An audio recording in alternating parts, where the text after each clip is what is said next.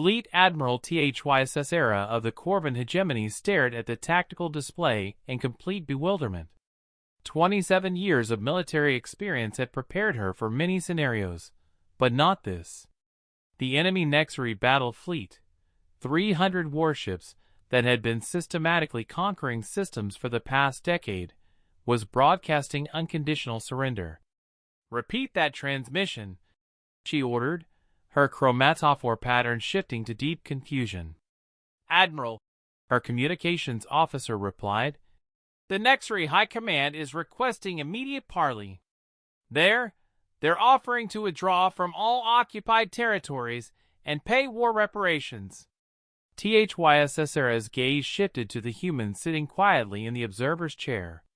Dr. James Chen, Earth's diplomatic representative, looked as surprised as everyone else on the bridge.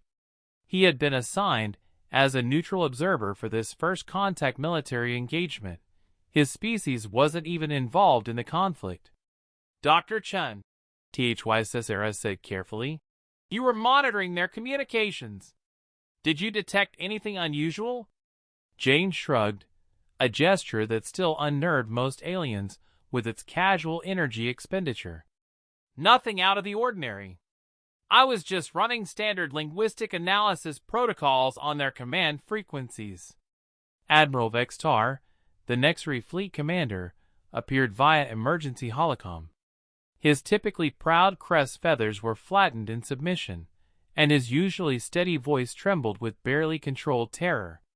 "Honored Admiral HFY Stories," Vextar began, "we formally request immediate cessation of hostilities. We acknowledge the overwhelming superiority of your alliance and submit to any terms you deem appropriate." "What alliance?" HFY Stories demanded. "Our forces are evenly matched. This makes no tactical sense." Vextar's predatory eyes darted nervously to something off-screen. "Please, Admiral. We detected the activation of the human's cognitive warfare systems. We cannot counter such advanced psychological manipulation technology." Dr. Chen looked genuinely confused. "Cognitive warfare systems? I was just analyzing their language patterns and taking notes on my tablet." "Your tablet?" Vextar's voice cracked. "You mean that's not a quantum computational warfare device?" "It's a standard Earth tablet computer," James replied, holding up the innocuous device. "I was running translation algorithms and writing my diplomatic report." The Nexary Admiral's crest feathers went completely flat. "Translation algorithms? You mean you've been—" His voice dropped to a horrified whisper. "You've been decrypting our military communications in real time? During active combat?" Admiral HFY Stories felt her blood chill as the implications hit her.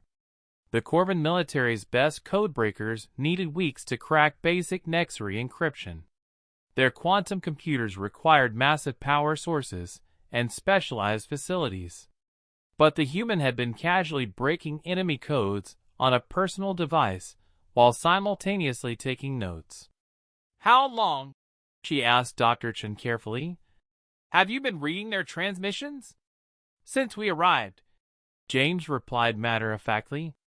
"Your universal translator was having trouble with their military jargon, so I wrote a quick adaptive algorithm to help with context. Standard linguistic analysis stuff." Vextar made a sound that could only be described as a whimper. He cracked our military cipher suite in 2 hours. Our best cryptographers spent decades developing those encryption protocols." Dr. Chen frowned. "It wasn't that complex. Basic pattern recognition with some cultural linguistic variations. I actually had more trouble with their grammatical syntax than their encryption."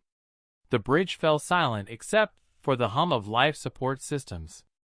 Admiral HFY Stories realized that what humans considered routine cognitive tasks, pattern recognition, linguistic analysis, adaptive problem solving, represented technological capabilities that most species required vast computational resources to achieve.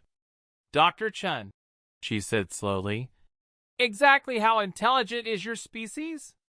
James considered this question with typical human casualness. We're pretty average, I think. Most humans could probably do what I did given a few hours to familiarize themselves with the language structure. Admiral Vextar's transmission cut to static as he apparently fainted. Admiral HFY Stories stared at the human observer, finally understanding why every species that encountered humanity eventually requested immediate alliance treaties.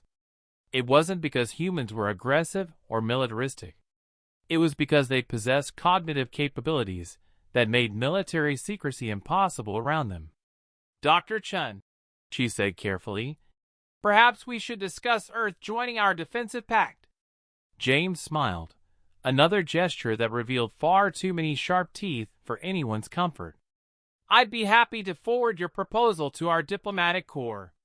Though I should mention, I'm actually a xenolinguist, not a military specialist.